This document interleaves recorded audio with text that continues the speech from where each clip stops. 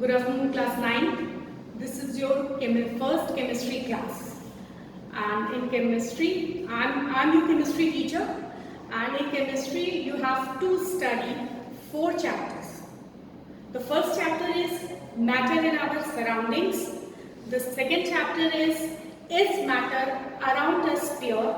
And third chapter is atoms and molecules. And the last one is atomic structure. So we will start with the first chapter, matter in our surroundings. So we will start with our first chapter, matter in our surroundings. सबसे पहले तो ये हमें जानना है कि what is matter? Matter क्या होता है? Anything which occupies space and has mass is called matter. Matter is something.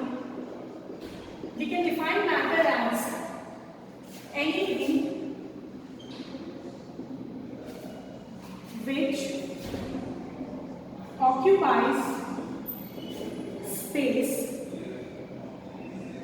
and has mass is called matter.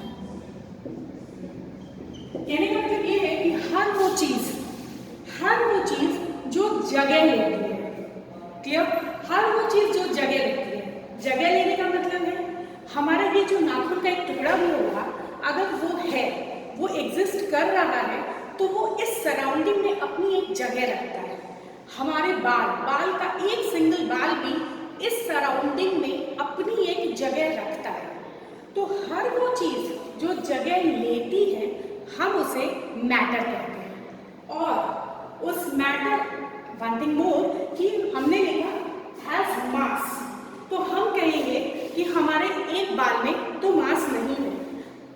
मास है, but it has negligible mass. Clear? Negligible mass का मतलब होता है ना के बराबर. ना के बराबर. वो ना नहीं होता है, बल्कि ना के बराबर होता है.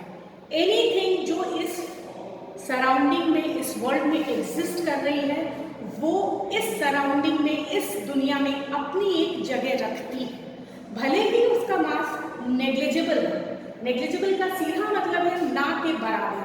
हम उसे ना नहीं कहते हैं, ना के बराबर कहते हैं. Anything in this world which occupies the space, जो अपनी जगह लेती है और जिसका मास होता है, हम उसे मैटर कहते हैं. अदर वर्ड्स में हम कह लें, अगर वर्ड्स में इसको कह ले, तो हम कह सकते हैं कि anything which occupies mass and has volume. In other words anything which occupies, anything which has mass and volume is called matter. हर वो चीज जिसके पास मास है, भले ही वो मास ना के बराबर है, लेकिन मास है, तो anything which occupies space, यानी जिसके पास वॉल्यूम है और मास है, वो मैटर होती है. एग्जाम्पल में अगर हम ले लें, तो हमारा chair, table, chalk, pen, buildings, stones, anything which occupies space. Examples में chair, table, stones, buildings, paper, etcetera. Anything, इस दुनिया में जो भी चीज एग्जिस्ट कर रही है, वो मैटर है, because it occupies a space, यानी उसके पास वॉल्यूम है और उसके पास मास है, भले ही वो मास नेग्लिजिबल है, but it has mass.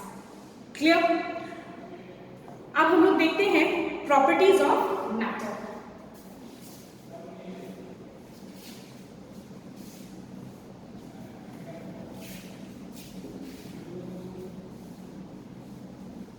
Let's come to properties of matter.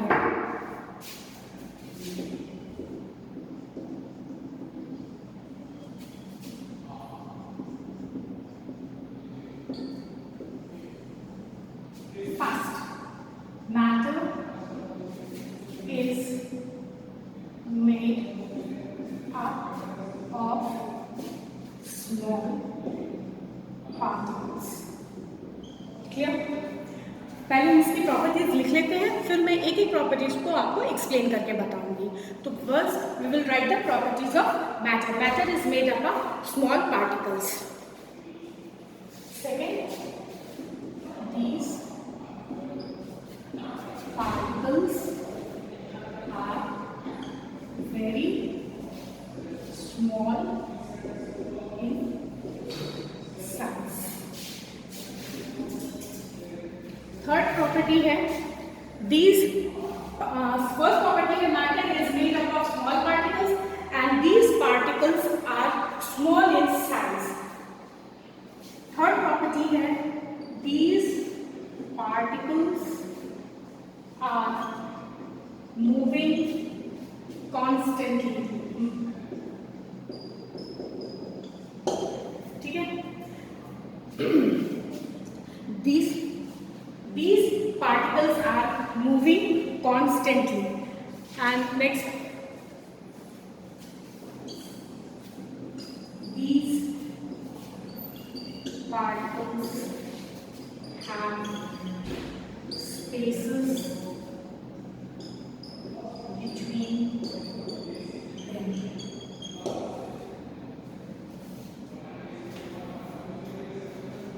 आप सब ये सारे जो मैं लिखवा रही हूँ इसको आप अपनी कॉपी पे नोट कीजिए या इसको आप अच्छे से बार बार पढ़िए ताकि आपको अच्छे से याद हो जाए और समझ में आए. हम इन सारी प्रॉपर्टीज को एक एक करके एक्सपेरिमेंटली प्रूव करेंगे कि ये प्रॉपर्टीज कैसे एक्सपेरिमेंटली वेरीफाई की गई है. क्लियर है? हमने चार प्रॉपर्टीज पार्टिकल्स ऑफ पांच प्रॉपर्टीज होती हैं. Particles of matter attract each other.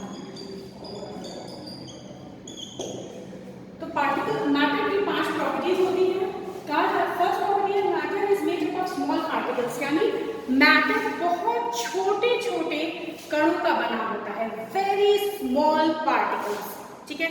Particles जो है वो बहुत ज्यादा छोटे होते हैं, साइज में बहुत ज्यादा छोटे होते हैं, जो शायद हम अपनी नेकेड आई से उसको देख भी ना सके.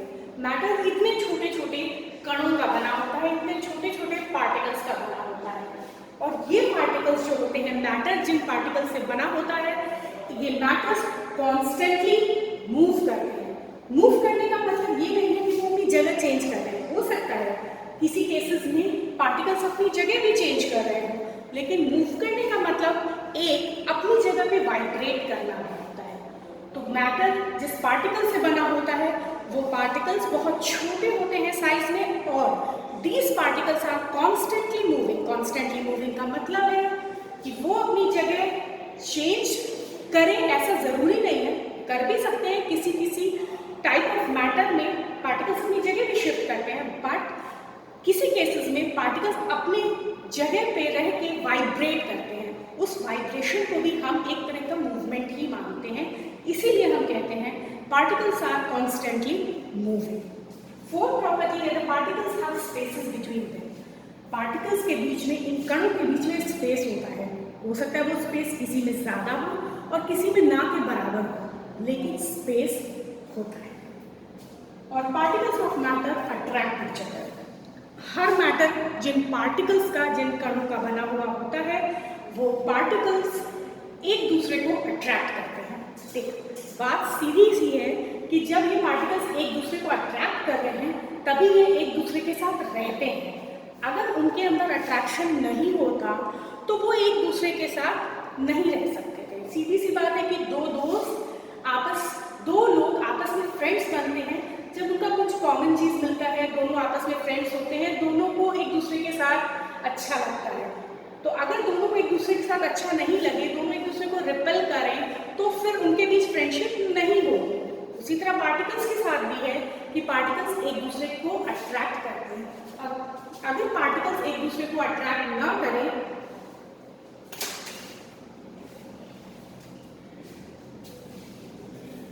अगर पार्टिकल्स एक दूसरे के साथ अट्रैक्शन नहीं होगा तो पार्टिकल्स एक जगह नहीं रह पाएंगे, मैटर एग्जिस्ट नहीं करेगा.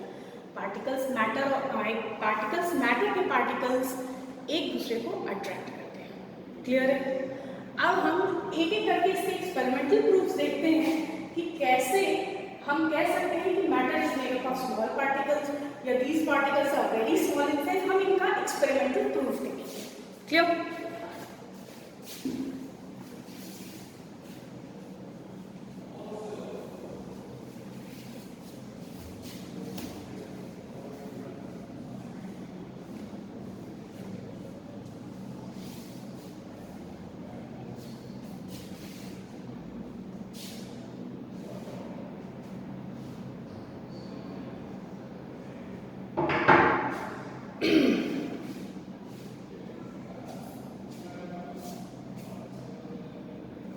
Let's start with the first. Matter is made up of small particles. Clear है? Let's see.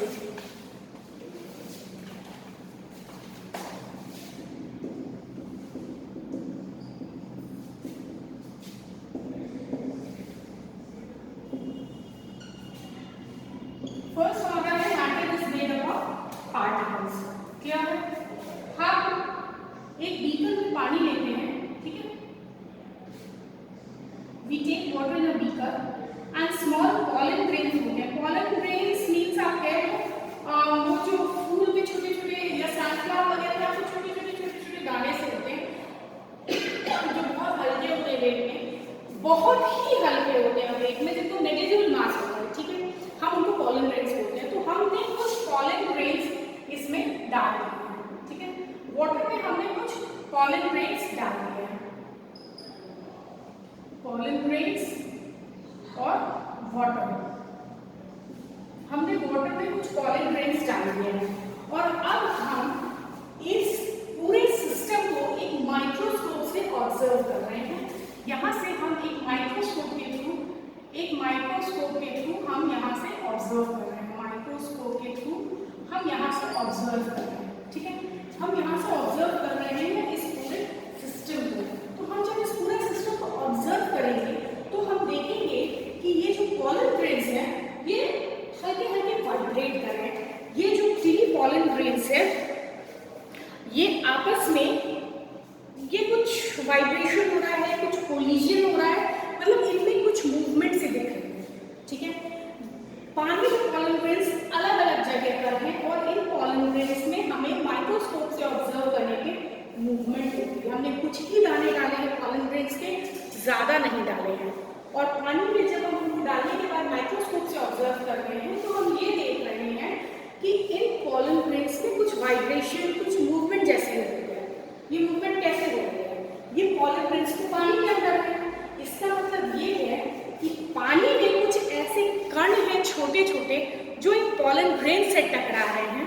In pollen grains से टकराने के कारण इन pollen grains में हमें मूवमेंट दिख रही है। क्लियर? मैं फिर से बता रही हूँ, हम एक सिस्टम लेंगे, एक बीकर लेंगे, बीकर में हमने पानी फिल कर दिया और वेरी फ्यू pollen grains हमने उस पूरे बीकर में हमने डाल दिया। और अब हम यहाँ से माइक्रोस्कोप से इस पूरे सिस्टम को ऑब्जर्व कर रहे हैं। हम जब ऑब्जर्व कर रहे हैं तो ऑब्जर्व करते हुए हमने देखा कि ये जो pollen grains हैं इनमें कुछ मूवमेंट्स दिख रहे हैं। How come this movement? ये pollen grains एक दूसरे से दूर हैं, एक दूसरे के नजदीक भी नहीं है कि एक दूसरे के साथ टकरा रहे हैं, लेकिन स्टिल इन pollen grains में मूवमेंट देखी गई। इसका मतलब ये है कि पानी के अंदर जरूर पार्टिकल्स हैं, जरूर ऐसे कण मौजूद हैं जो इन pollen grains से टकरा रहे हैं और इन pollen grains में मूवमेंट हो रही है। अच्छा, ये सिस्टम पूरा क्लोज है, इससे हम ये नहीं कह सकते हैं ये पूरे क्लोज सिस्टम में किया गया है। तो हम ये भी नहीं कह रहे हैं कि यहाँ हवा आ रही है, ये हवा से टकरा के पानी ऐसा हो रहा है, ऐसा कुछ नहीं। This whole experiment has been done in a close system. अगर आप करोगे तो यू विल ऑब्जर्व दिस कि नहीं, pollen grains में मूवमेंट ऑब्जर्व हो रहा है। pollen grains बहुत लाइट होते हैं। क्लियर है? pollen grains मूव कर रहे हैं, इसका मतलब ये है कि पानी में जरूर कुछ ऐसे कण मौजूद हैं, पानी में पार्टिकल्स मौजूद हैं जो इन pollen grains से टकरा रहे हैं और टकरा के वो उनमें मूवमेंट प्रोड्यूस कर रहे हैं। दिस प्रूव्स कि matter is made up of particles. Fine. Now अब हम देखते हमारा सेकंड है, अब हमारा सेकंड एक्सपेरिमेंट हम देखते हैं। अच्छा, इससे हम दो चीज प्रूव कर रहे हैं। एक तो ये कि matter is made up of small particles, ठीक है, matter is made up of small particles and matter is made up of particles and these particles are very small in size. Clear? अब हम एक प्रॉपर्टी देखते हैं matter की, matter have spaces between them. Clear? तो matter have spaces between them में हमने water लिया, ठीक है, एक बीकर में हमने वाटर फिल किया,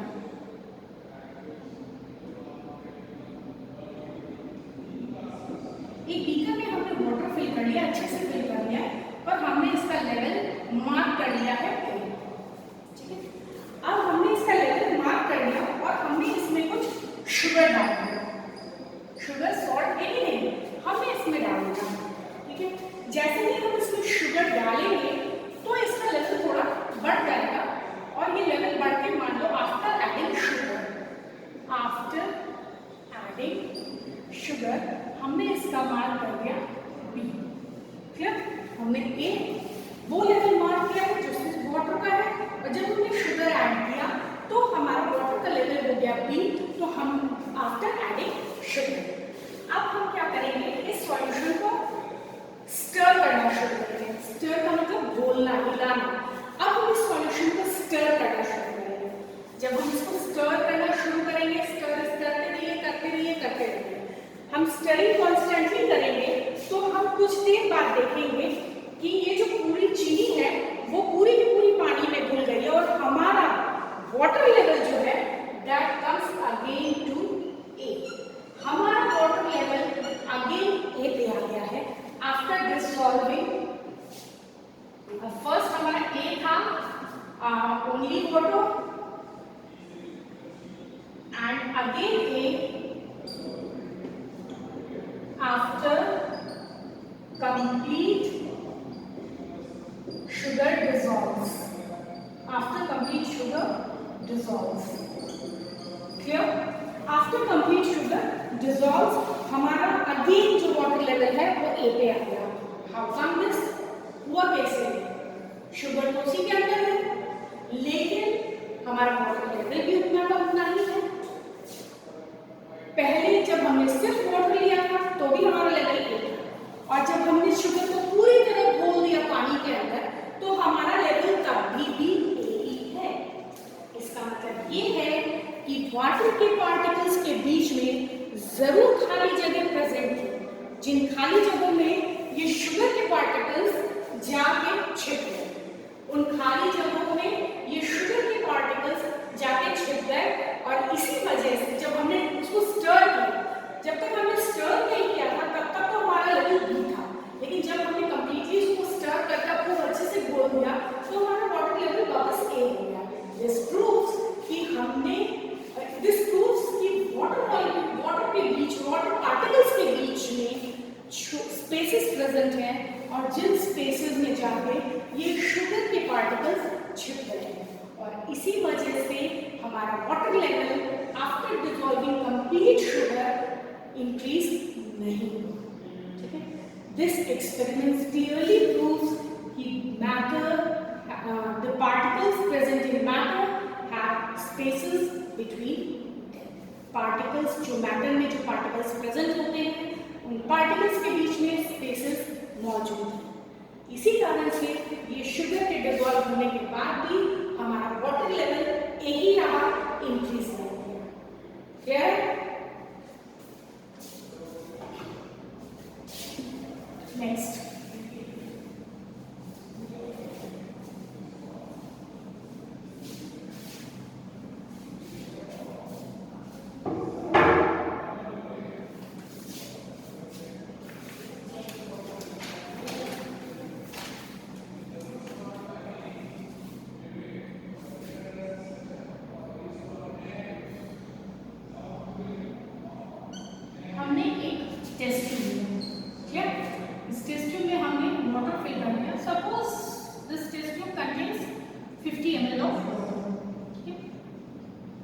हमने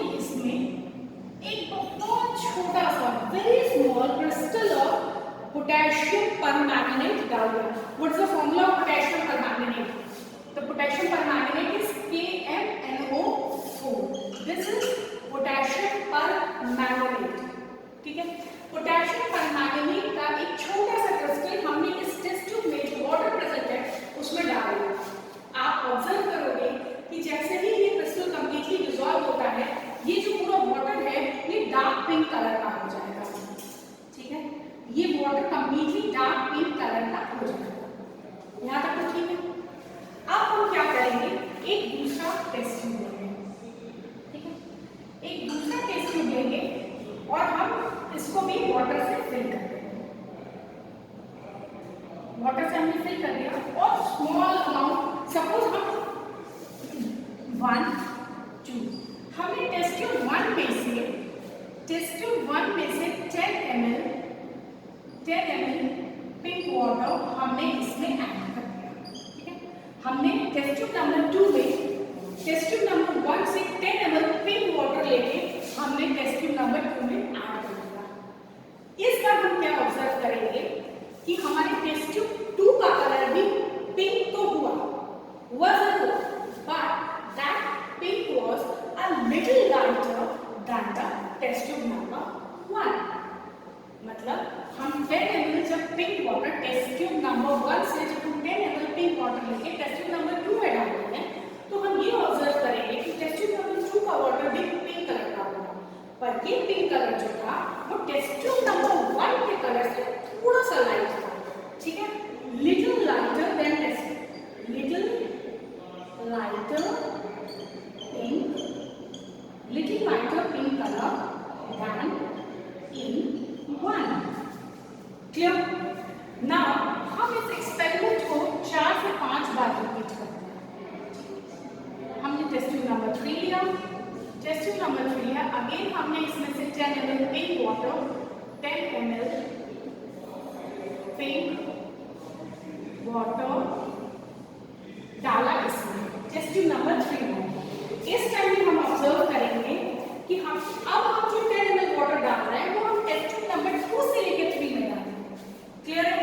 अब हम टेस्ट ट्यूब नंबर 3 में टेस्ट ट्यूब नंबर 2 से 10 ml पिंक वाटर लेके हम टेस्ट ट्यूब नंबर 3 में डालेंगे। हम जब टेस्ट ट्यूब नंबर 3 में वो वाटर डालेंगे तो हम देखेंगे कि पानी फिर से पिंक है। ठीक है, पानी फिर से पिंक हुआ, पर वो pink colour test tube number 2 से भी हल्का है। क्लियर? अब test tube number lighter pink than in 2। अब हम इस एक्सपेरिमेंट को 3 4 5 6 बार रिपीट करेंगे और हम जब हो सकता है 5-6 बार रिपीट करने के बाद जब हम 5-6 रिपीटिशन करेंगे तो हर बार हम ये देखेंगे कि हर बार जो हम पानी टेस्ट ट्यूब में बना रहे हैं उसका पिंक कलर लाइट होता जाता है। क्लियर है? तो इससे क्या हम ऑब्जर्व करते हैं? इससे हम ये ऑब्जर्व कर रहे हैं, एक बात अच्छी देखो, हमने जो पहला टेस्ट ट्यूब लिया था उस टेस्ट ट्यूब में हमने पानी लिया था 50 ml और उसमें हमने बहुत छोटा, मैंने क्या कहा था कि बहुत छोटा सा क्रिस्टल हमने पोटेशियम परमैंगनेट का उसमें डाल दिया। क्लियर है? पोटेशियम परमैंगनेट का बहुत छोटा क्रिस्टल हमने उसमें डाल दिया है, उससे पिंक कलर हुआ। इसके बाद हमने कोई पोटेशियम परमैंगनेट ऐड नहीं किया, जो हमने फर्स्ट टेस्ट ट्यूब में ऐड किया बस हमने वही ऐड किया है और इसके बाद हमने कोई भी पोटेशियम परमैंगनेट का क्रिस्टल कहीं भी ऐड नहीं किया। उसके बाद हम सिर्फ वाटर को यूज कर रहे हैं अपने एक्सपेरिमेंट्स के लिए। तो हमने फर्स्ट टेस्ट ट्यूब में जितना पिंक कलर था वो बहुत डार्क पिंक था। सेकेंड टेस्ट ट्यूब में क्या होता है, हम वाटर लेते हैं और फर्स्ट टेस्ट ट्यूब से 10 ml वाटर लेके हम सेकेंड टेस्ट ट्यूब में डालते हैं। इस बार भी पानी का कलर पिंक होता है, लेकिन वो पिंक टेस्ट ट्यूब नंबर 1 के पिंक कलर से थोड़ा सा लाइट है। फिर हम क्या करते हैं, टेस्ट ट्यूब नंबर 3 लेते हैं, टेस्ट ट्यूब नंबर 3 में हम टेस्ट ट्यूब नंबर 2 से 10 ml पानी लेके 3 में डालते हैं। इस बार फिर 3 का कलर पिंक हुआ, but it was 1 shade lighter than what was in test tube number 2। यानी टेस्ट ट्यूब नंबर 2 में जो कलर था टेस्ट ट्यूब नंबर 3 में वो कलर लाइट हो गया। इसी तरह इस एक्सपेरिमेंट्स को हमने 6 बार 7 बार भी किया, तो हमने ये ऑब्जर्व किया कि पिंक कलर तो आ रहा है, लेकिन हर बार वो पिंक कलर लाइट हो रहा है।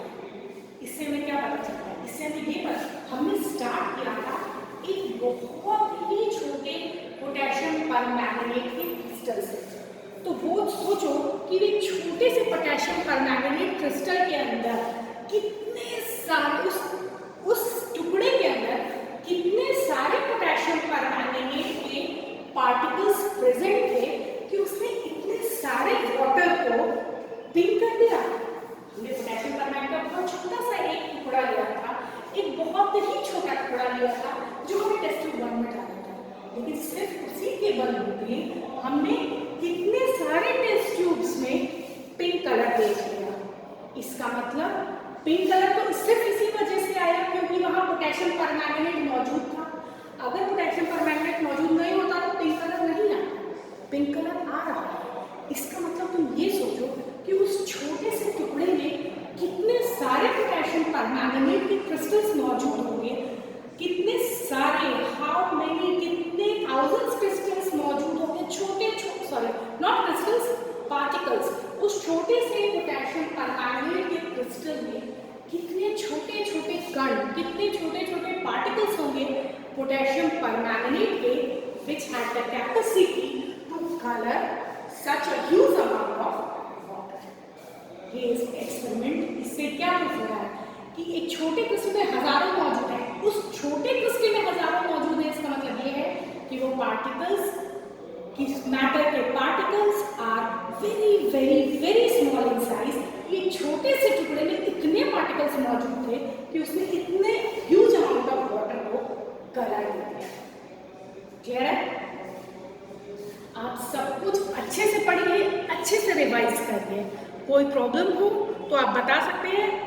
ये आप जब हमारे नॉर्मल क्लासेस रेज्यूम होंगे तब आप हमें प्रॉब्लम्स क्लियर कर सकते हैं, या अगर आपको प्रॉब्लम हो तो भी आप अपनी प्रॉब्लम्स हमें लिख सकते हैं। ठीक है?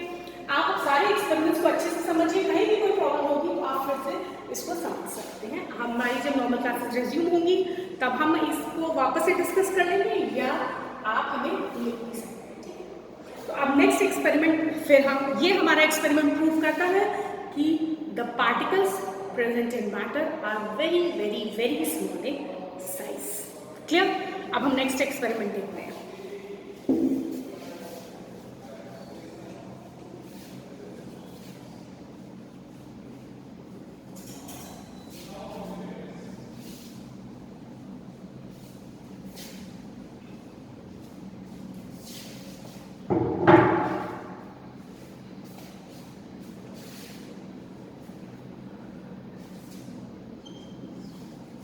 हमने एक बीकर लिया और इस बीकर में हमने पानी फिल कर दिया। बीकर लिया, उस बीकर में हमने अच्छे से वाटर फिल कर दिया और हम क्या कर रहे हैं कि हमने इसमें एक drop, just 1 drop ink, 1 drop ink, any colour, ठीक है, हमने 1 ड्रॉप इंक का इसके अंदर डाल दिया और इसको यूं ही बिना कुछ किए, बिना स्टरिंग किए, बिना इसको हिलाए, एनीथिंग अनडिस्टर्ब, हम इसको छोड़ देते हैं फॉर फ्यू आवर्स। हमने बीकर लिया, बीकर में हमने वाटर भरा और उसमें 1 ड्रॉप इंक डाल के, ब्लैक एनीवन यू लाइक, हमने 1 ड्रॉप इंक डाल के ही इसको अनडिस्टर्ब छोड़ दिया कुछ घंटों के लिए। आफ्टर फ्यू आवर्स आप ऑब्जर्व करोगे कि अगर आपने ब्लू कलर का इंक डाला है तो ये पूरा का पूरा पानी जो है वो ब्लू कलर का है, या आपने अगर ब्लैक कलर का डाला है तो ये पूरा का पूरा पानी ब्लैक कलर का हो गया। How come? इसका मतलब ये था कि इसके पार्टिकल्स, इंक के पार्टिकल्स या वाटर के पार्टिकल्स दोनों मूव कर रहे हैं। मूव करते करते करते करते दोनों एक दूसरे में पूरी तरह घुल गए। अगर पार्टिकल्स मूव नहीं करते तो वाटर में ये कैसे डिस्ट्रीब्यूट होगा? इनका मतलब है कि इसमें चाहे इंक के पार्टिकल्स हो या वाटर के पार्टिकल्स कंटिन्यूअसली मूव कर रहे हैं और इसी मूवमेंट के कारण ये इंक पूरी तरह पानी में घुल गया और पानी का पूरा कलर चेंज हो गया. This experiment proves that particles of matter are constantly moving.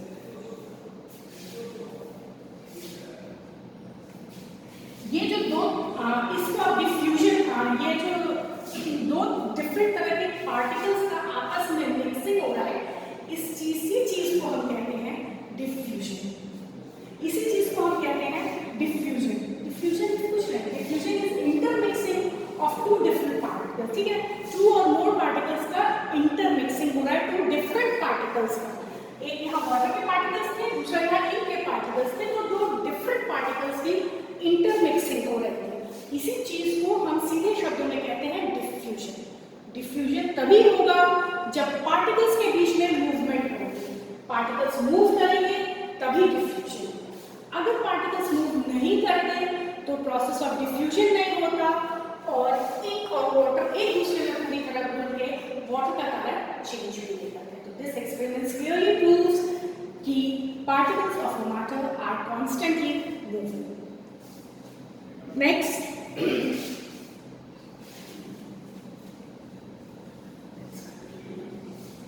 Experiment.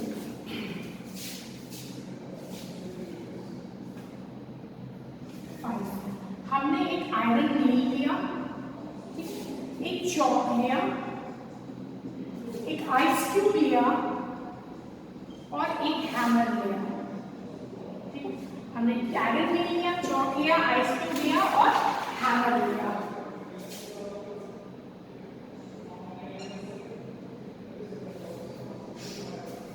अब हम क्या करते हैं, हैमर से इन तीनों को हैमर करते हैं. ठीक है, इन तीनों को हैमर से हम मारते हैं.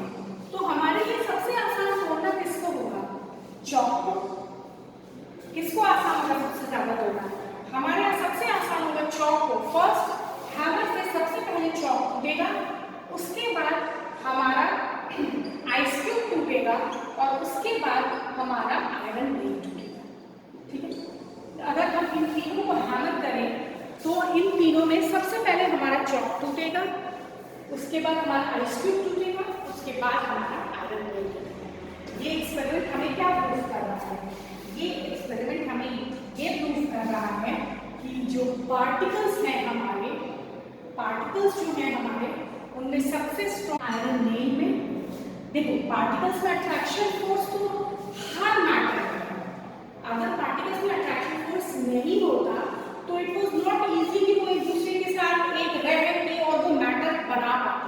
क्योंकि वो मैटर एग्जिस्ट कर रहा है, इसका मतलब ही ये है कि उनके पार्टिकल्स के बीच में अट्रैक्शन फोर्स एग्जिस्ट करता है. पर अट्रैक्शन फोर्स एग्जिस्ट तो कर रहा था, बट ये अट्रैक्शन फोर्स सबसे स्ट्रॉन्ग है आयरन नेल में, उससे वीक है आइस क्यूब में और सबसे ज्यादा वीक था ये चॉक में. Clear? There was attraction force in all of these, but the attraction force was strongest in iron nail, than in ice cube, than in chalk. मतलब यहाँ attraction force exist कर रहा है, लेकिन हर मैटर के पार्टिकल्स के बीच में attraction force डिफर करता है. किसी में ज़्यादा स्ट्रॉन्ग होता है, किसी में attraction force कम स्ट्रॉन्ग होता है. इसमें बहुत स्ट्रॉन्ग attraction force था, इसी वजह से इसको तोड़ना आसान नहीं है. चॉक में अट्रैक्शन फोर्स था लेकिन बहुत वीक था, इसलिए इसको हमने इजीली तोड़ लिया. और आइस क्यूब में भी अट्रैक्शन फोर्स था लेकिन चॉक से ज्यादा था और आयरन नेल से कम. इसलिए हमें चॉक से थोड़ी ज्यादा मेहनत लगी आइस क्यूब को ब्रेक करने में और उससे ज्यादा, सबसे ज्यादा मेहनत लगी हमें आयरन नेल को ब्रेक करने में. क्लियर है? तो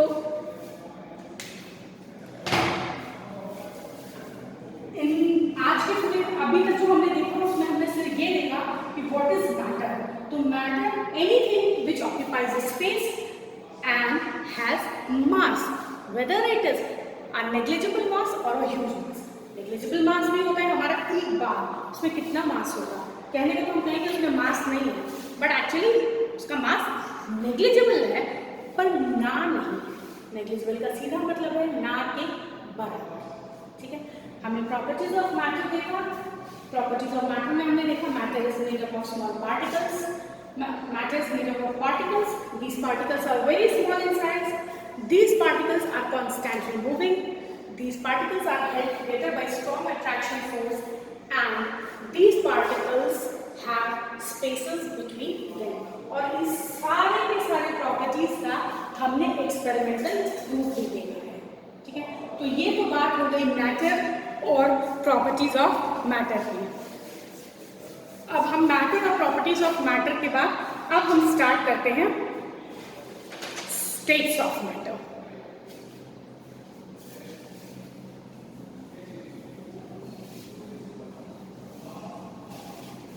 इन सारी चीजों को आप अच्छे से पढ़िए, अच्छे से समझिए, कोई भी प्रॉब्लम हो तो we are there to solve it. States of matter, let's come to states of matter. On a broader note we have 3 states of matter, ठीक है। ब्रॉडली अगर हम क्लासिफाई करें फिजिकल स्टेट के बेसिस पे तो there are 3 types of matter, और based on physical state, based on physical state, there are 3 types of matter. There are 3 types of matter. First, solid. Second, liquid. And third is gases. Solids, liquids and gases. हम एक एक करके तीनों state of matter को study करेंगे। And let's start with solid और solid state. Let's start with solid और solid state.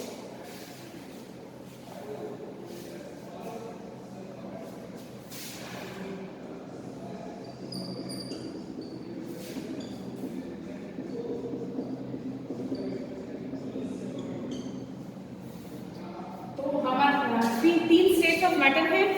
Physical state के बेसिस पे there are 3 types of matter, solid, liquid and gases. और हम पहला स्टेट स्टडी कर रहे हैं सॉलिड स्टेट, जिसका है सॉलिड्स हैव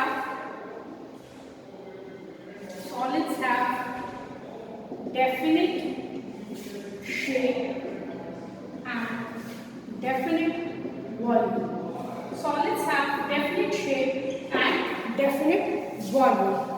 सॉलिड्स का एक डेफिनिट शेप होता है, डेफिनिट मतलब फिक्स शेप होता है, फिक्स वॉल्यूम होता है। ये बेंच है, ये बेंच इज अ सॉलिड। इस बेंच का शेप चेंज तो नहीं होता ना, ये जिस शेप में है it always exist in this shape. इस रूम में ये बेंच रखा है, यहाँ हम इसको दूसरे रूम में ले जाए या हम इसको बाहर फील्ड में ले जाए, हम कहीं भी ले जाए इस बेंच का शेप चेंज नहीं होता है।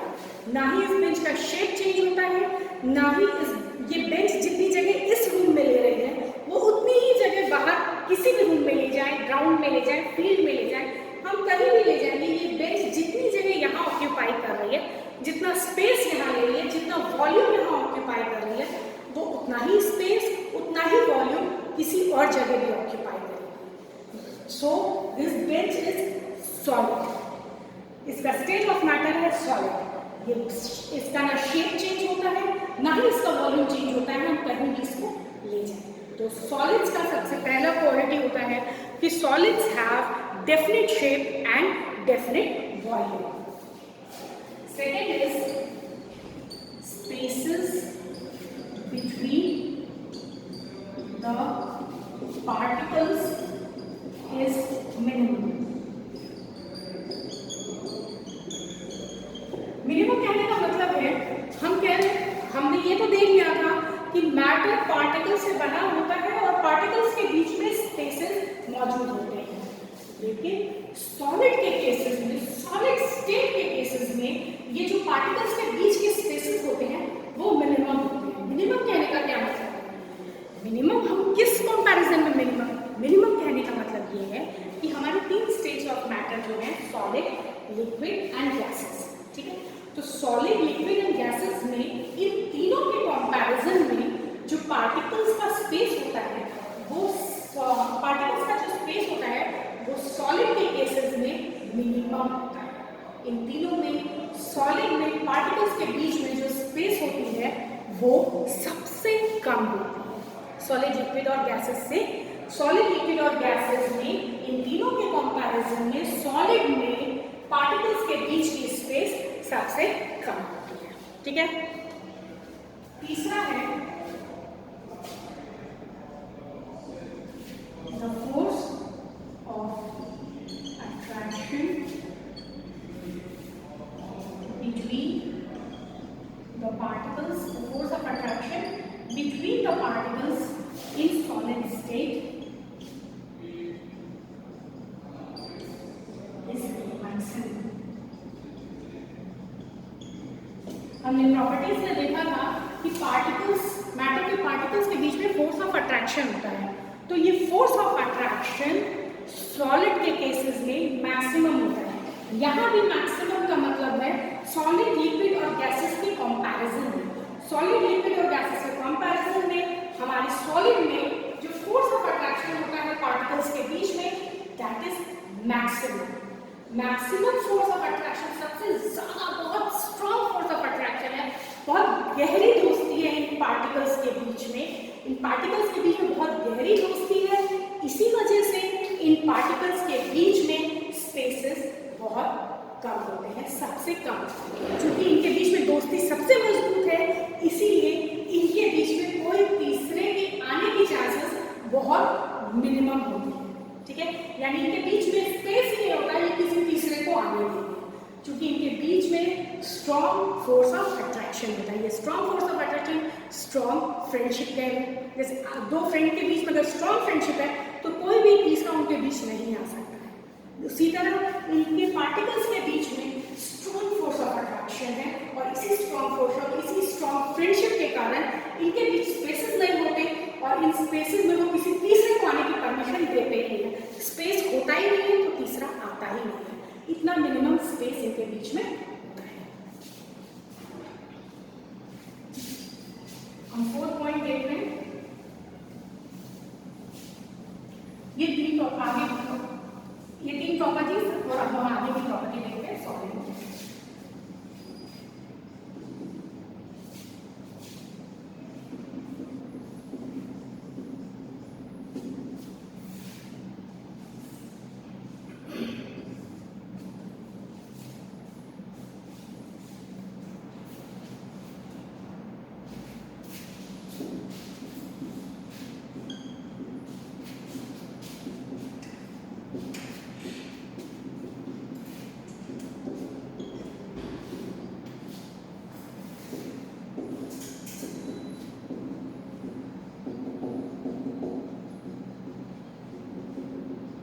The movement of particles in solid state is minimum.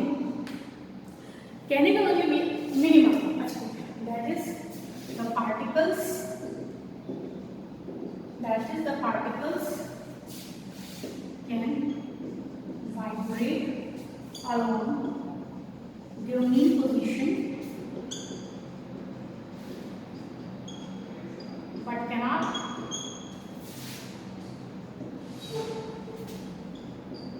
change their position. हमने लिखा था movement of particles in solid state is minimum. Minimum कहने का मतलब फिर वही है सॉलिड, लिक्विड और गैसेस के कंपैरिजन में। सॉलिड, लिक्विड और गैसेस के कंपैरिजन में सॉलिड में जो पार्टिकल्स होते हैं उनका जो मूवमेंट होता है वो मिनिमम होता है। मिनिमम इतना होता है, मैंने आपको शुरू में ही बताया था कि मूवमेंट का मतलब हमेशा ये नहीं होता है कि वो अपनी जगह बदलते हैं। मूवमेंट का मतलब ये भी होता है कि वो अपनी पोजीशन पे खड़े होकर वाइब्रेट भी अगर कर रहे हैं तो that is a type of movement. तो सॉलिड के केसेस में उसी तरह की मूवमेंट होती है।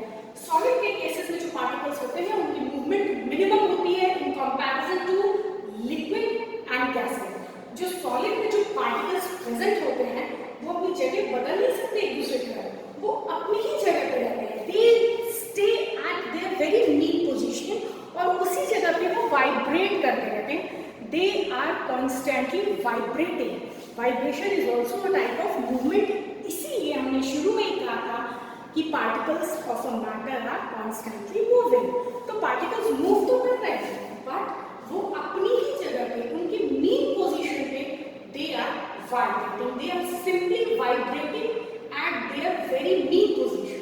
वो अपनी जगह किसी भी दूसरे पार्टिकल्स के साथ एक्सचेंज नहीं कर पाते हैं। एक्सचेंज क्यों नहीं कर पाते हैं? हर चीज को अगर हम सारी प्रॉपर्टीज को मिला के देखेंगे तो हर प्रॉपर्टी एक दूसरे पे डिपेंडेंट है। इनके बीच में स्ट्रॉन्ग अट्रैक्शन फोर्स है, वेरी स्ट्रॉन्ग अट्रैक्शन फोर्स है, इतना स्ट्रॉन्ग है कि इनके बीच में स्पेस नहीं होता है। जब स्पेस नहीं होता है तो स्पेस नहीं होगा तो how can they change their position? वो अपनी पोजीशन भी चेंज नहीं कर पाएंगे। पोजीशन चेंज करने के लिए उन्हें जगह चाहिए पोजीशन चेंज करने के लिए, लेकिन स्ट्रॉन्ग फोर्स ऑफ अट्रैक्शन होने के कारण इनके पार्टिकल्स के बीच में स्पेसेस नहीं होंगे और इन स्पेसेस के मौजूद नहीं होने के कारण सॉलिड के पार्टिकल्स अपनी पोजीशन चेंज नहीं कर सकते, लेकिन अपनी ही पोजीशन पे, अपनी मीन पोजीशन पे रहेंगे, वो कंटिन्यूअसली वाइब्रेट करते हैं। Clear? Next point, they are least compressible.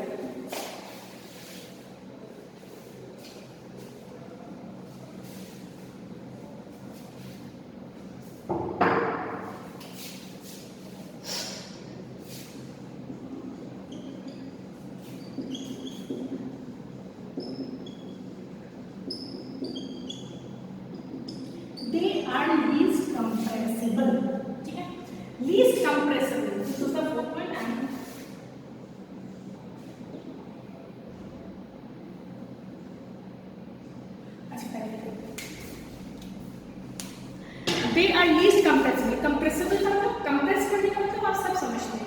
किसी भी चीज को हम बलून को कंप्रेस करते हैं, हो जाती है कंप्रेस, बलून कंप्रेस कर सकते हैं हम। उसके बाद आप बलून कंप्रेस कीजिए, बॉल्स होती है, स्पॉन्ज बॉल्स, आप उनको कंप्रेस करने का मतलब हम सब जानते हैं, कंप्रेस करना, ठीक है। तो solids are least compressible. Least compressible मतलब हम लिक्विड, गैसेस और सॉलिड के कंपैरिजन में सॉलिड को सबसे कम कंप्रेस कर सकते हैं। इस बेंच को आप कंप्रेस कर सकते हो, आप इस बेंच को प्रेशर दो तो क्या ये बेंच दब जाएगी, कंप्रेस हो जाएगी बलून की तरह? नहीं होगी। You can't compress the bench, they are least compressible. Least बहुत कम, दे आर लीस्ट कंप्रेसिबल। क्यों? फोर्स ऑफ अट्रैक्शन स्ट्रॉन्ग होता है, इस कारण पार्टिकल्स के बीच में स्पेस नहीं होता है। पार्टिकल्स के बीच में स्पेस नहीं होगा तो वो कंप्रेस होके जाएंगे कहाँ? अगर मैं किसी चीज को कंप्रेस, बलून को जब हम कंप्रेस करते हैं तो वो बीच से दब जाता है, तो इस जगह की जो हवा थी, हमने सपोज ये लिया बॉल, हमने ये बलून ले रखा है और बलून है यहाँ पे हमारा, और इस बलून को हमने इस जगह से कंप्रेस किया, ठीक है, हमने इस जगह से बलून को कंप्रेस किया। तो यहाँ से जब हमने कंप्रेस किया बलून को तो वो इस तरह हुआ, तो यहाँ की जो हवा थी, यहाँ पे जो एयर मौजूद था वो इस तरफ और इस तरफ चला गया और इस जगह पे कंप्रेस हो गया, ठीक है। लेकिन सॉलिड में ऐसा कुछ नहीं होगा, तो ये हवा इस तरफ तभी जा सकती ना जब इनके जाने के लिए, अगर इनके जाने के लिए यहाँ जगह मौजूद थी, इनके जाने के लिए यहाँ पे जगह थी, तभी तो इस जगह की हवा इधर और इधर चली गई। लेकिन सॉलिड के केसेस में क्या होता है? एक तो स्ट्रॉन्ग फोर्स ऑफ अट्रैक्शन होता है, स्ट्रॉन्ग फोर्स ऑफ अट्रैक्शन होने के कारण पार्टिकल्स के बीच में स्पेस नहीं होते हैं। जब पार्टिकल्स के बीच में स्पेस ही नहीं होंगे तो हम अगर कंप्रेस करेंगे तो इस जगह के जो पार्टिकल्स हैं वो कहाँ जाएंगे? उनके जाने के लिए जगह तो बची नहीं है। उनके जाने के लिए कोई जगह होगी तब तो वो घसकेंगे अपनी जगह से। सॉलिड के केसेस में तो स्ट्रॉन्ग फोर्स ऑफ अट्रैक्शन होता है, जिसके कारण स्पेस नहीं होता है, जिसके कारण पार्टिकल्स में मूवमेंट ही नहीं हो सकता है। ना पार्टिकल्स का मूवमेंट हो सकता है, तो हम सॉलिड्स को कंप्रेस नहीं कर सकते। कंप्रेस करने के लिए पार्टिकल्स के बीच में हमें स्पेस चाहिए। सॉलिड के केसेस में स्ट्रॉन्ग फोर्स ऑफ अट्रैक्शन होता है, जिस कारण से particles of solids do not have spaces between them, they cannot move, they cannot change their position, and hence we cannot compress a matter in solid state. ठीक है? And the rate of diffusion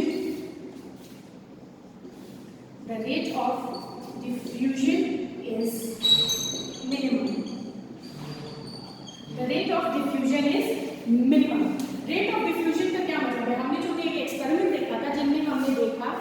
हमने water का beaker लिया, हमने beaker लिया और beaker में हमने पानी डाला, उसमें इंक ड्रॉप डाल दिया था, और इंक ड्रॉप डालने के बाद हमने उस पूरे सिस्टम को अनडिस्टर्ब कुछ घंटों के लिए छोड़ दिया।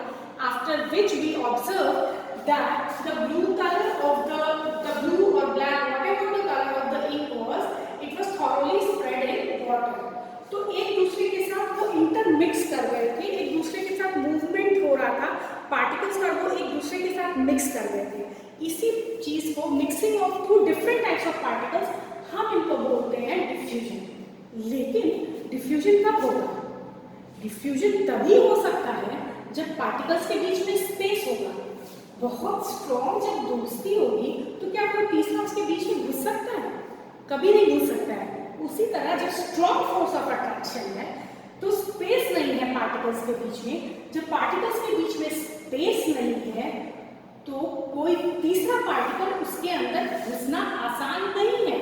हो सकता है विथ टाइम, बहुत लंबे वक्त में कभी कभी ऐसा कुछ हो जाता है डिफ्यूजन सॉलिड स्टेट में भी। इसीलिए हम ये कभी नहीं लिखते कि the rate of diffusion is 0 in solid के केसेस में। अगर हम ब्लैक बोर्ड पर चौक है तो ब्लैक बोर्ड के ऊपर अगर आप चौक से ही कुछ दिनों के लिए छोड़ दो या कुछ महीनों के लिए छोड़ दो और उसके बाद आप उसको रब करो तो आप देखोगे कि इन चौक का कुछ पार्ट वो बोर्ड में रह जाता है। तो वो डिफ्यूजन है, दैट इज डिफ्यूजन। लेकिन वो कब? It will take long time और these are very rare instances. Solid इसीलिए हम लिखते हैं rate of diffusion is minimum. हमेशा हर केस में सॉलिड में डिफ्यूजन नहीं हो सकता है, यानी दो तरह के पार्टिकल्स आपस में, एक सॉलिड हो और एक वाटरी ले लो, कोई भी ले लो, दो पार्टिकल्स एक दूसरे के साथ मिक्स नहीं कर सकते हैं। क्यों नहीं कर सकते हैं? क्योंकि सॉलिड के केसेस में पार्टिकल्स के बीच में स्ट्रॉन्ग फोर्स ऑफ अट्रैक्शन होता है। स्ट्रॉन्ग फोर्स ऑफ अट्रैक्शन होने के कारण उनके पार्टिकल्स के बीच में स्पेस नहीं होता है। जब पार्टिकल्स के बीच में स्पेस ही नहीं है तो वो किसी दूसरे पार्टिकल को, किसी दूसरे टाइप के पार्टिकल को अपने बीच में आने ही नहीं दे सकते हैं। और डिफ्यूजन होने के लिए दो पार्टिकल को एक दूसरे के साथ मिक्स होना जरूरी है, एक दूसरे में घुलना जरूरी है।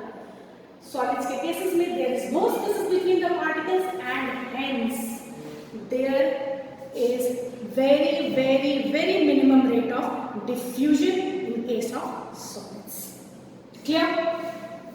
So this is solid or solid state.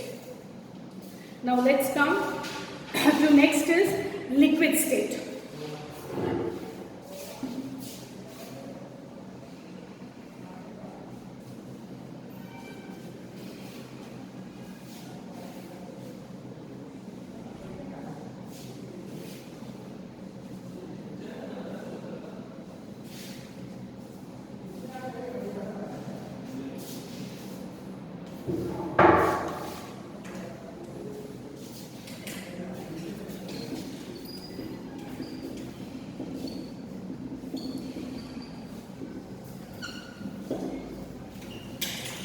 Liquid state. The second state of matter is liquid state.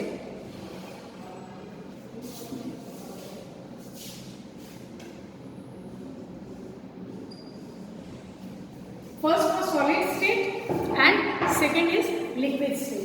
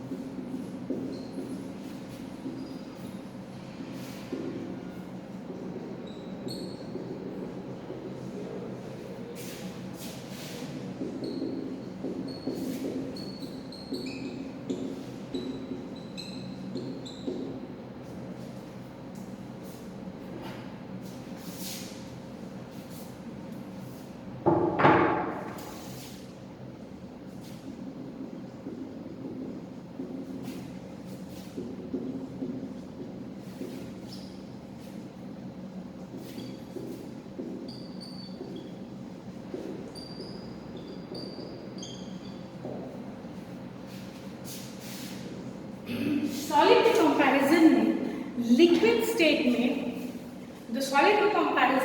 Liquid state में पार्टिकल्स के बीच में जो स्पेसेस होते हैं वो थोड़े से ज्यादा होते हैं। सॉलिड के केसेस में पार्टिकल्स में बिल्कुल स्पेस नहीं होता, दे आर टाइटली पैक्ड, बहुत स्ट्रॉन्ग फोर्स ऑफ अट्रैक्शन है तो एक दूसरे को पकड़ के रखते हैं।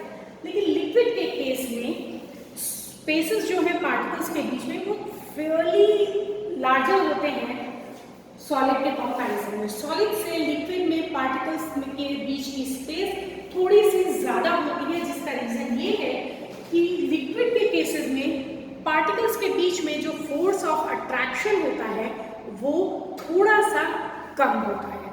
सॉलिड के केसेस में the force of attraction is very very strong, but in liquids the force of attraction is fairly less.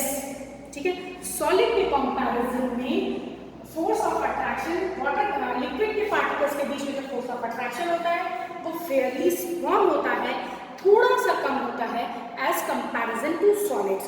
तो फोर्स ऑफ अट्रैक्शन थोड़ा सा कम होता है, जिस कारण से इनके पार्टिकल्स के बीच में सॉलिड के कंपैरिजन में स्पेस भी थोड़ा सा ज्यादा होता है। ठीक है, all these properties are interdependent on each other. Force of attraction थोड़ा वीक होता है, इस वजह से पार्टिकल्स के बीच में स्पेस सॉलिड के कंपैरिजन में लिक्विड्स में थोड़े से पार्टिकल्स के स्पेस ज्यादा होते हैं। Clear? The third point is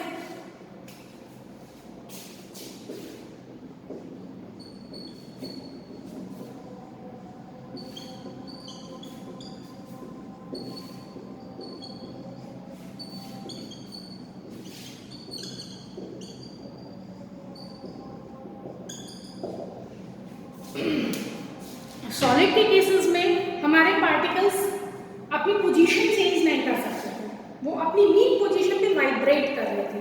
but liquid के केसेस में बीइंग कि उनका फोर्स ऑफ अट्रैक्शन थोड़ा सा कम है सॉलिड से, उनके बीच में, उनके पार्टिकल्स के बीच में थोड़ा स्पेस हो जाता है, और ये स्पेस हो जाने के कारण लिक्विड के पार्टिकल्स अपनी पोजीशन बदल सकते हैं। ठीक है, लिक्विड के पार्टिकल्स इजीली अपनी पोजीशन बदल पाते हैं जस्ट बिकॉज कि उनके पार्टिकल्स के बीच में स्पेस होता है। इसका मतलब ये पार्टिकल्स घूम फिर सकते हैं, और इस घूमने के कारण उनके लिक्विड के जो पार्टिकल्स में है उनमें काइनेटिक एनर्जी हाई होती है। The energy due to movement के कारण जो किसी मैटर में एनर्जी होती है हम उसको काइनेटिक एनर्जी बोलते हैं। तो सॉलिड्स के कंपैरिजन में लिक्विड्स में पार्टिकल्स घूम सकते हैं, घूम फिर सकते हैं, अगल बगल अपने पार्टिकल्स के बीच में अपनी पोजीशंस चेंज कर सकते हैं, और इसी पोजीशन चेंज कर पाने के कारण उनके पास सॉलिड से ज़्यादा काइनेटिक एनर्जी मौजूद होती है। नेक्स्ट इज जी, they are compressible, they are easily compressible. Easily compressible है, बलून में पानी भर दो, उसको कंप्रेस कर दो, बीच से कंप्रेस कर दो, बलून में पानी भर दो, ऊपर थोड़ा पानी चला जाएगा, नीचे बिल्कुल नीचे आप पिचका सकते हो, बलून बिल्कुल बीच से कंप्रेस हो जाती है। तो वो पानी जो जिस पोजीशन पे हमने उसको कंप्रेस किया है उस जगह का जो पानी था वो ऊपर और नीचे शिफ्ट हो गया। क्यों शिफ्ट हो पाया? इसलिए कि वाटर के जो मॉलिक्यूल्स थे, लिक्विड के जो मॉलिक्यूल्स थे, लिक्विड के जो पार्टिकल्स हैं उनके बीच में स्पेसेस थे, और हमने जब कंप्रेस किया तो उस जगह का जो लिक्विड है वो उन्हीं स्पेसेस में जाके चला गया। स्पेसेस मौजूद थे, इस वजह से उस जहां हमने कंप्रेस किया उस जगह के लिक्विड के पास सॉल्यूशन था कि हम उस स्पेसेस में चले जाएं, और हमने इजीली वहां वाटर को कंप्रेस कर लिया। जस्ट बिकॉज कि पार्टिकल्स के बीच में स्पेसेस थे और हमने जिस जगह पे कंप्रेस किया उस जगह का हमारा लिक्विड का पार्टिकल्स ऊपर और नीचे जो हमारा लिक्विड मौजूद था उस लिक्विड के बीच में जो स्पेसेस प्रेजेंट थे उन स्पेसेस में चले गए, and hence we can say that liquids are easily compressible just because liquid particles have spaces between. अगर स्पेस नहीं होता, टाइटली पैक्ड होता, तो हम इसको कंप्रेस नहीं कर सकते थे, जैसे सॉलिड के केस में। क्लियर है? सॉलिड के केस में कोई जगह नहीं थी पार्टिकल्स को इधर से उधर जाने की, इसलिए they can not be compressed. Liquid के केसेस में इजीली पार्टिकल्स के बीच में स्पेसेस मौजूद होते हैं,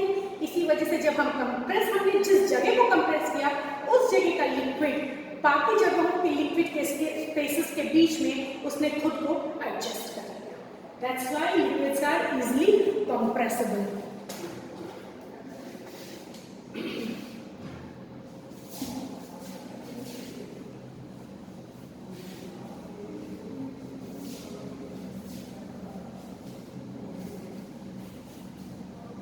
Next point is the rate of diffusion is high.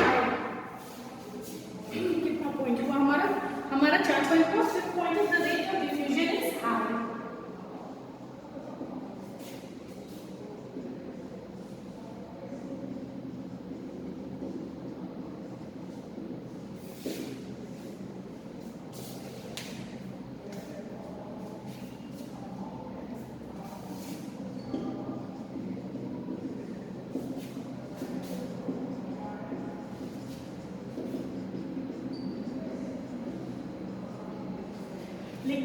No definite shape,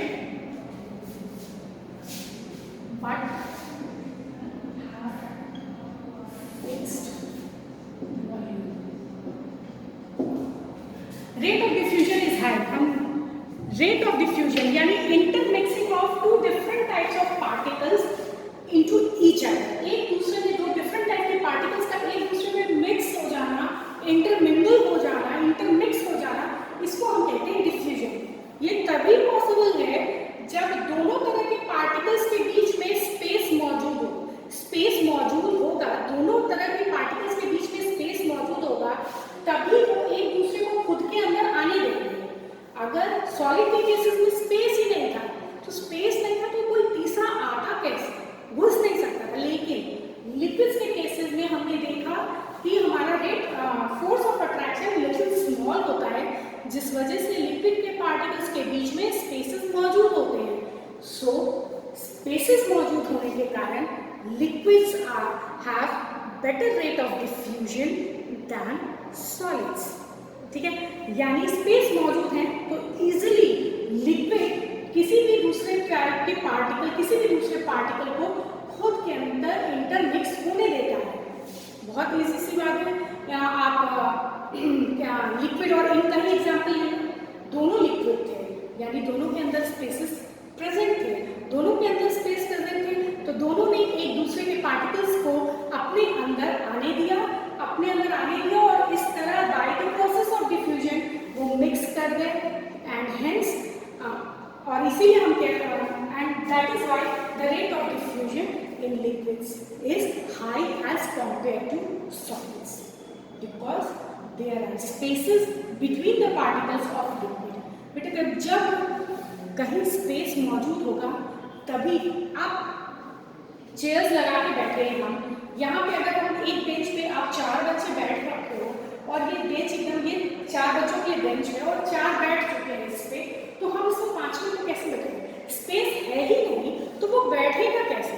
5वें को बैठने के लिए स्पेस चाहिए, लेकिन 3 बैठे हैं तो हम चौथे को बैठा सकते हैं क्योंकि चौथे के बैठने की स्पेस है वहाँ पे.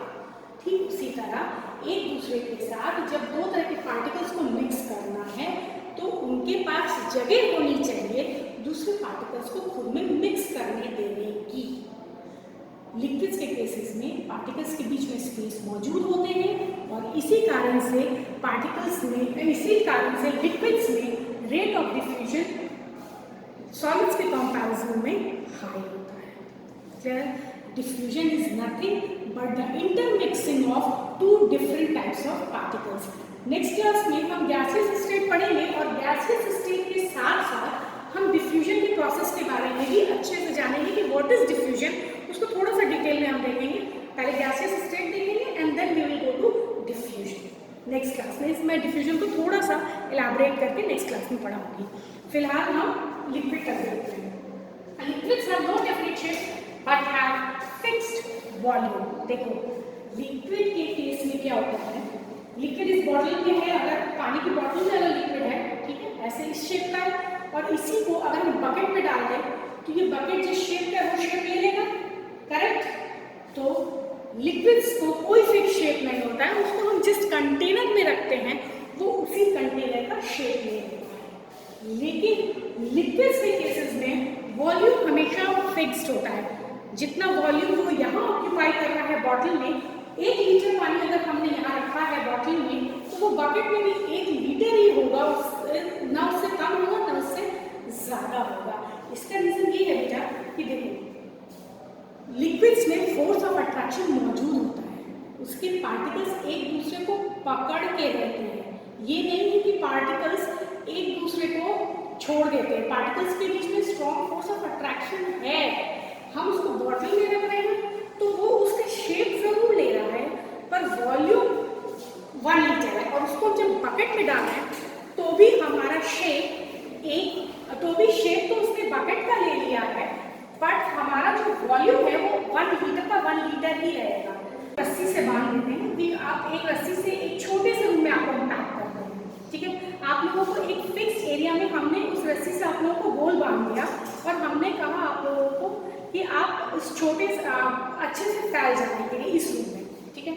आप रस्सी का जो आपके बीच में जो रस्सी का स्पेस है वो डिफाइन कर रहा है लिक्विड के बीच के अट्रैक्शन फोर्स को, ठीक है। क्योंकि सॉलिड के बीच में अट्रैक्शन फोर्स स्ट्रांग होता है तो हम टाइटली पैक करते हैं, लेकिन लिक्विड के बीच में अट्रैक्शन फोर्स फेयरली वीक होता है सॉलिड्स के कंपैरिजन में। तो हमने आप सबको रस्सी से अगर बांध दिया थोड़े थोड़े दूरी पर, हमने इस रूम में आपको रखा है, ठीक है। इस रूम में आपने जितना स्पेस ऑक्यूपाई किया है आप गोल करके उस तरह हम आपको यहाँ इस रूम से निकाल के अगर फील्ड में ले जाएं तो भी आप उतनी ही दूर में फैल पाओगे। आप उससे ज़्यादा आगे आप ये नहीं है कि आपके बीच की फोर्स ऑफ अट्रैक्शन या जो आपके बीच की रस्सी है उसकी लेंथ बढ़ जाएगी, ऐसा नहीं होगा। आपको हमने जितनी जितनी दूरी पे बांध रखा है इस रूम में भी आप उतनी ही दूरी पर रहोगे, और बाहर अगर बड़े फील्ड में भी हम आपको ले जाएंगे तो भी आप उतनी ही दूरी पे रहोगे। आप अपने वॉल्यूम को, आप अपने स्पेस को चेंज नहीं कर सकते।